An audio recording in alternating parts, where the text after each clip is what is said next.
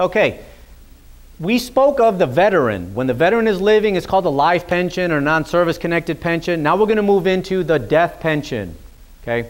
The death pension is for the survivor. The veteran is deceased, he or she is gone, and then you have the spouse. Here's the key, what some of you want to remember. Actually, all of you need to remember.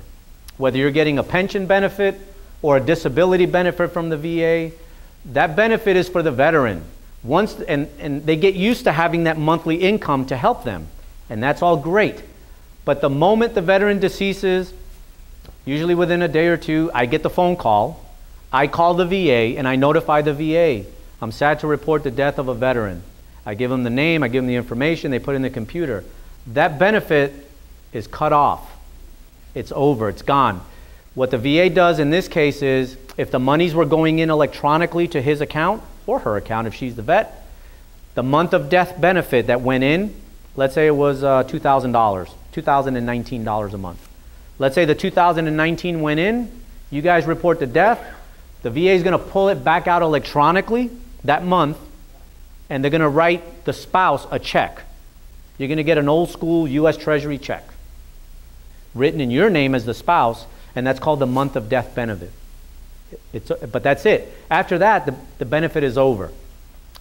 If the spouse was also in that assisted living facility with the veteran, or if the spouse is at home and she has a caretaker, a nurse or a home health aide or someone that comes to the home and they're paying for those services, she or he, if he's a surviving spouse, may qualify for the death pension in their own right. So that's when you got to get a hold of us. Rick, we need to see if I qualify. And we set up the appointment and we go through the whole thing again that we did to help your spouse get the initial benefit. We do the whole thing all over again with you, the survivor, to try to see if we can get you that benefit. And it's less than what he or she, the veteran, was getting. And we'll go through some numbers. A lot of it is going to be the same, except the dollar figures change.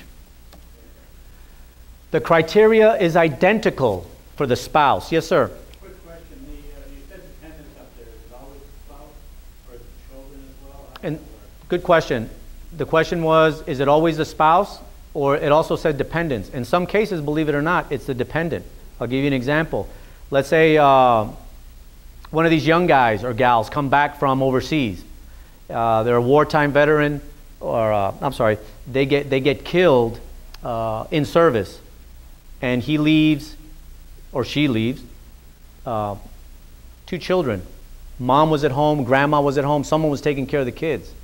Those 2 children can apply, but actually it's a slightly different benefit. It's called dependent indemnity compensation.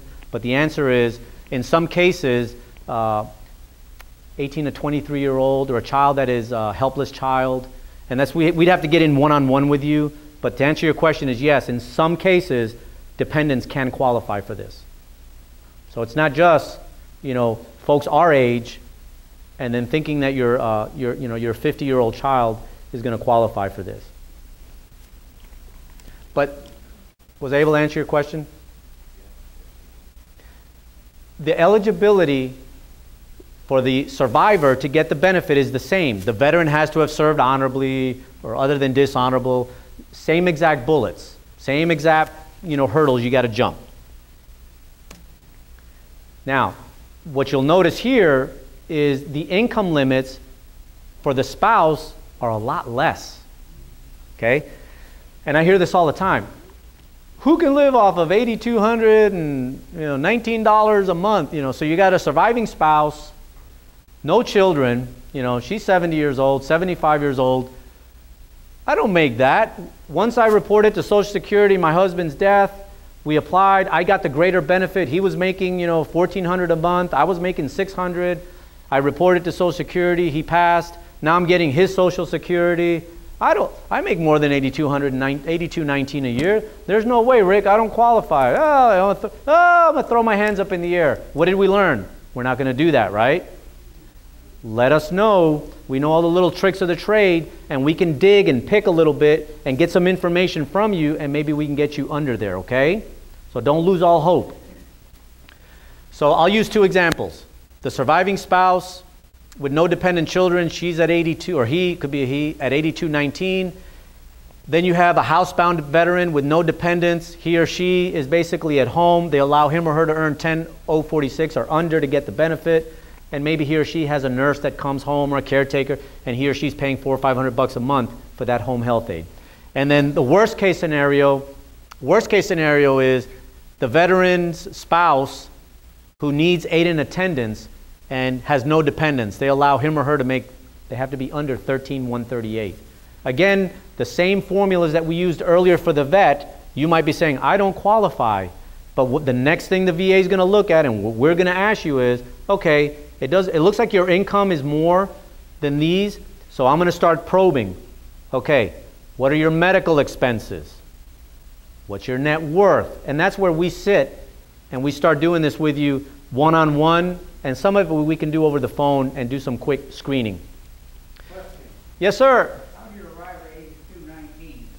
Excellent question. Never so odd. How did they arrive at 82.19? Your Congress folks, when they come up with these laws, that's what they designate this. They come up with these figures.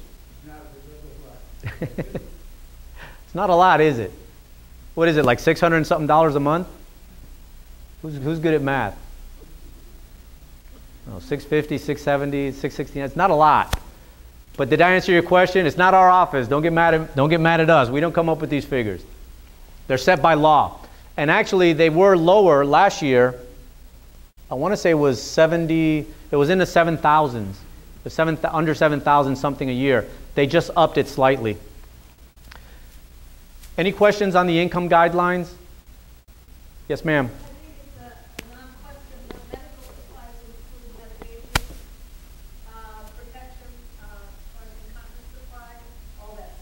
Okay, the question was, what about medical supplies such as incontinence supplies, maybe diabetes supplies, shots, needles, and all, right up front, that was the question? Yes. Right up front, when you apply for the benefit the very first time, they don't take those medical expenses into account. So the answer is no. I'll give you an example. The young lady here who applied with her husband, they applied, and when you apply the first time, they look at recurring medical expenses, Medicare premiums, private medical insurance premiums, if you have a home health aid, or if you have assisted living fees. Those are hard, known figures that the VA will count so that they can have a baseline. And that's what they did with this young lady.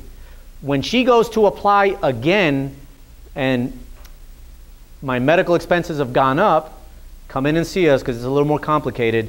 I call the VA and I say, hey, I'm going to open up a claim or reopen a claim on veteran so-and-so, claim number so-and-so. And I ask them, give me the periods A, B, and C. Then the VA is going to give me some dates. And then I'm going to turn around and say, okay, you've got homework. Because now when you reopen the claim, the VA is going to let that veteran claim those things. So the first time, they only let you claim recurring medical expenses. When you reopen the claim, if you were denied, they let you claim everything. Eyeglasses, dentures, you go out and you buy a walker, hearing aids. Then it's a little bit more liberalized to try to help you. So initially, to answer your question, originally when you first apply, they don't look at those types of medical supplies. Later on, they do. Answer your question? Don't ask me why they do that. I think the reason they do that is so that, because I've talked to the folks at the VA, I'm like, why do they do that? And they're like, well, Rick, it's hard to track. Those expenses fluctuate. It's hard to get a hard figure. It's easy to put down $2,800 a month for assisted living. We know Medicare is $99.90 a month for Part B. You can do the math, and we know income coming in is being wiped out by medical expenses going out. Incontinence supplies may change, needles, it's a little bit more gray area. How much the VA pays is the same we talked about for the veteran. If we get you down to 0, they'll get you back up to whatever level you're at, divided by 12, and that's your monthly benefit.